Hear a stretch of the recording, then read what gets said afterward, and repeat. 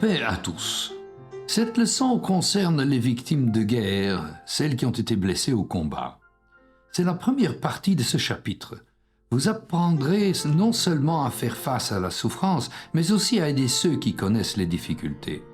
Le verset clé pour les victimes de guerre est 2 Timothée chapitre 2, verset 3.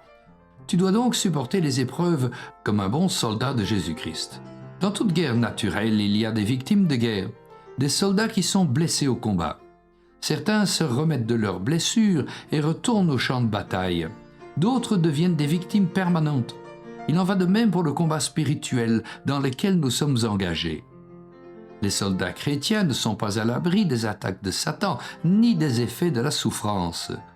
Beaucoup d'entre nous n'aiment pas parler de la souffrance. Nous n'entendons pas beaucoup de prédications à ce sujet.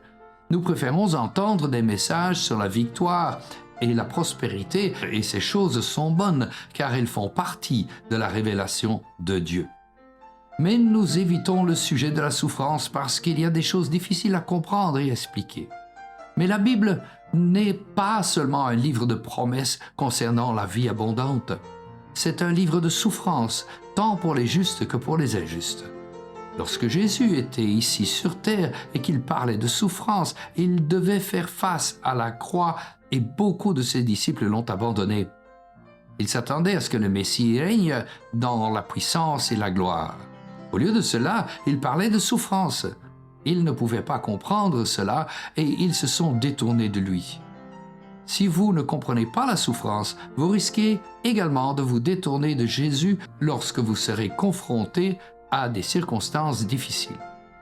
Vous deviendrez une victime de guerre au lieu d'être un conquérant.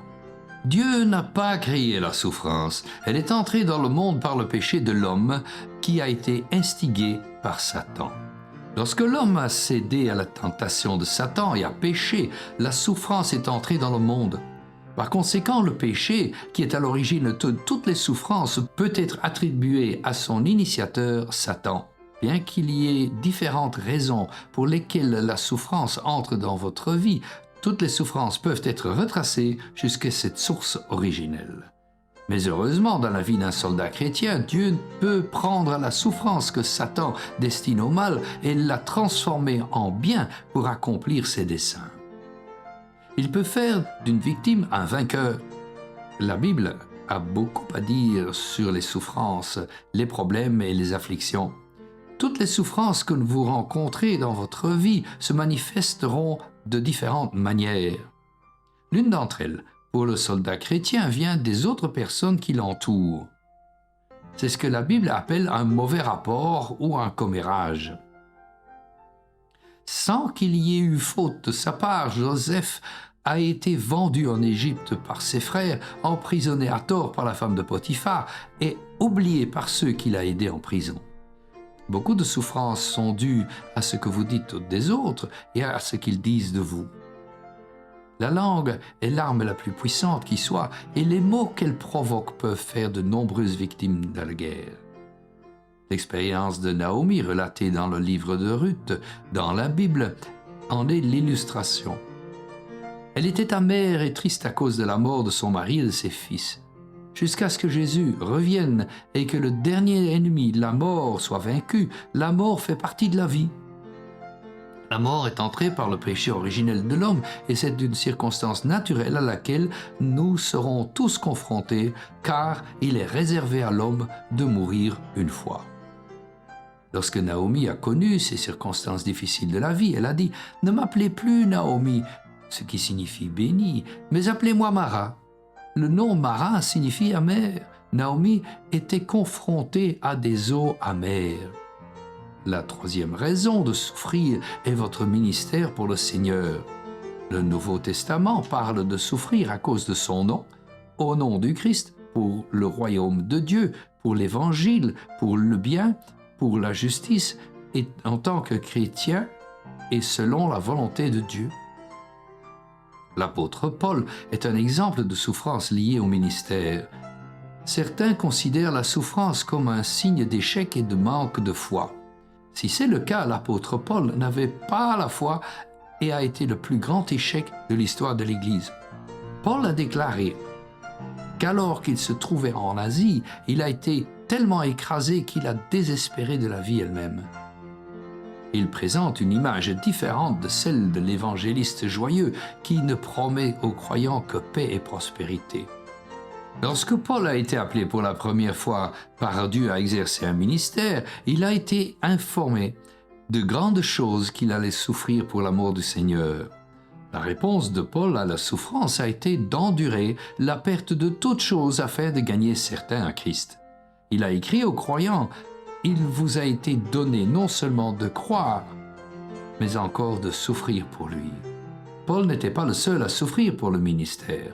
Toute l'Église a souffert à l'époque du Nouveau Testament. Le chapitre 11 de l'Épître aux Hébreux relate certaines des cruelles persécutions qu'ils ont subies. Beaucoup de ces hommes et femmes de foi ont été délivrés par la puissance de Dieu. Les portes des prisons se sont ouvertes et ils en sont sortis. Mais certains de ces croyants, qui sont également appelés des hommes de foi, n'ont pas reçu de telles délivrances. Ils ont été emprisonnés, affligés, tourmentés et même martyrisés à cause de leur témoignage de l'Évangile. Nous nous concentrons sur la foi vivante, mais Dieu révèle également sa puissance dans la foi mourante. Il s'agit d'une foi qui tient bon dans les mauvais moments et pas seulement dans les bons lorsque les puissantes délivrances se manifestent. La souffrance peut également entrer dans votre vie à la suite de l'activité satanique directe. C'est ce qui ressort de l'histoire de Job. Ce livre traite de la question suivante. Pourquoi le juste souffre-t-il? Le témoignage de Dieu sur Job était qu'il était un homme juste. Job n'avait pas souffert parce qu'il avait péché, comme le prétendaient ses amis. Il pensait que si Job se repentait, sa situation changerait. Ses amis ont essayé de faire une application universelle à partir d'une expérience individuelle. Cela reviendrait à dire que parce que Dieu a délivré Pierre de la prison, il fera de même pour vous. Ce n'est pas vrai. Beaucoup ont été martyrisés en prison malgré leur grande foi et leur vie sans péché. Lorsque nous voyons la souffrance des autres, nous devons veiller à ne pas les accuser de péché, d'incrédulité ou de manque de foi. La Bible enseigne que l'homme pécheur récolte une moisson amère parce qu'il a semé dans la corruption charnelle. Mais les semailles et la moisson ne peuvent pas être utilisés pour expliquer la souffrance des innocents. Job n'a pas souffert à cause de ce qu'il avait fait. Job était un homme juste. C'était le témoignage de Dieu sur Job, le témoignage de Job sur lui-même et sa réputation devant les hommes. La véritable cause des souffrances de Job se trouvait dans les coulisses du monde spirituel. Une bataille spirituelle était en cours pour le cœur, l'esprit et l'allégeance de Job. Une guerre se déroule dans le monde spirituel à votre sujet.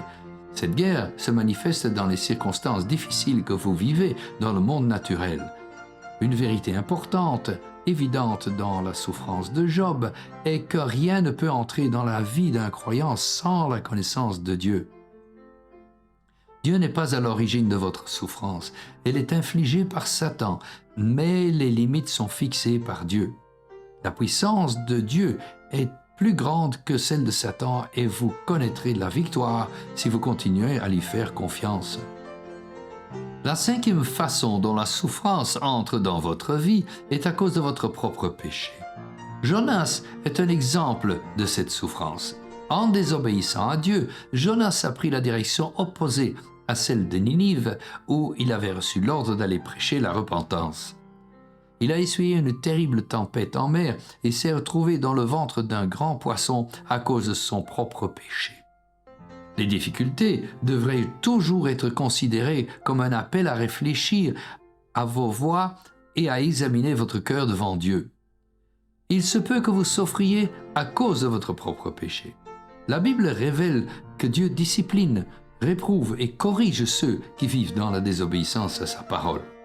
Dieu utilise la souffrance pour vous corriger et vous ramener à sa volonté pour votre vie.